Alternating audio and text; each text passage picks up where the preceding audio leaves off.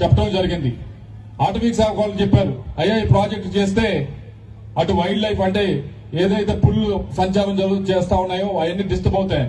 నేను చెప్పాను వారికి, మీరు ఈ ప్రాజెక్ట్ చేయకపోతే మేమే ఇక్కడ ఉండే ప్రజలే ఇంకా అటవీ భూమిని ఆక్రమించేది ఎక్కువ అవుతుంది, ఇంకా ఏదైతే ఫారెస్ట్ ఏరియా ఉందో దాని మీద ఇంకా ఆధారపడేది ఎక్కువ అవుతుంది. మీరు కనుక నీళ్లు ఇస్తే వ్యవసాయం చేసుకుని అందరూ బతుకుతారు, మీరు ఇవ్వండి అని అడిగాను.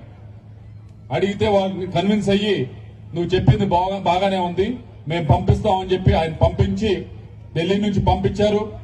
దాదాపుగా 3-4 టీమ్స్ వచ్చినాయి.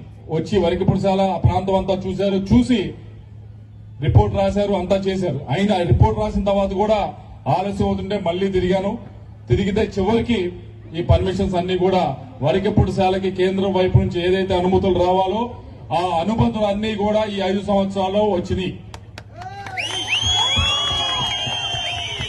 ఈ ప్రాజెక్ట్ చేయడానికి ఎటువంటి కేంద్ర ప్రభుత్వం వైపు నుంచి ఎటువంటి ఆటంకాలు లేవు. కేవలం రాష్ట్ర ప్రభుత్వం మాత్రమే దీనికి డబ్బులు కేటాయించాలి. డబ్బులు కేటాయిస్తే ఎవరైతే కాంట్రాక్టర్ వస్తాడో ఆ కాంట్రాక్టర్ పనులు చేస్తాడు. పనులు చేస్తే ఈ ప్రాజెక్టు ముందుకు వెళ్తే ఈ ప్రాంతంలో ప్రతి ఒక్క ఇల్లు కూడా బాగుపడుతుంది, ప్రతి ఒక్క కుటుంబం కూడా బాగుపడుతుంది, ప్రతి ఒక్కరూ కూడా వారి పిల్లల్ని మంచిగా చదివించుకుంటారు. అటువంటి ఇంపార్టెంట్ ఈ ప్రాజెక్ట్ ఈ ప్రాంతానికి సంబంధించి. కాబట్టి ఆ ప్రాజెక్టు గురించి